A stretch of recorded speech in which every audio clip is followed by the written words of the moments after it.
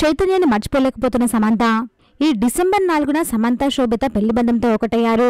Annapurna studios లో అతి కొంతమంది బంధుమిత్రుల సమక్షంలో వీళ్ళ పెళ్లి అంగరంగ వైభవంగా జరిగింది. వాళ్ళ పెళ్లికి సంబంధించిన ఫోటోస్ ఇప్పుడు సోషల్ మీడియాలో బాగా వైరల్ అవుతున్నాయి.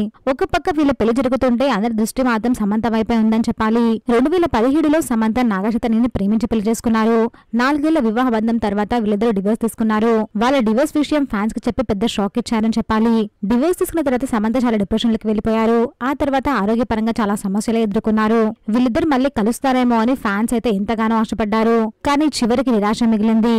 ఆ సిచ్యువేషన్ తర్వాత చైతన్య మూవ్ ఆన్ అయిపోయారు. కానీ సమంత మాత్రం అక్కడే ఆగిపోయారు. ఇప్పుడు సమంత చేసే ప్రతి పోస్ట్ ని కూడా నెటిజన్లు చాలా ఆసక్తికరంగా చూస్తున్నారు. అలా చూస్తున్న వాళ్ళకి శామ్ చైతన్యది ఒక పాత పోస్ట్ కనిపించింది. డివోర్స్ తర్వాత సమంత చైతన్యతో ఉన్న అన్ని ఫోటోస్ డిలీట్ చేశారు. కానీ ఒక్క ఫోటో మాత్రం అలాగే ఉంచేశారు. వాళ్ళ పెళ్లి జరిగిన తర్వాత క్రిస్టియన్ పద్ధతిలో జరిగిన ఒక పెళ్లి ఫోటోని షేర్ చేస్తూ చైతన్యకి అందంగా బర్త్డే విషెస్ తెలియజేశారు.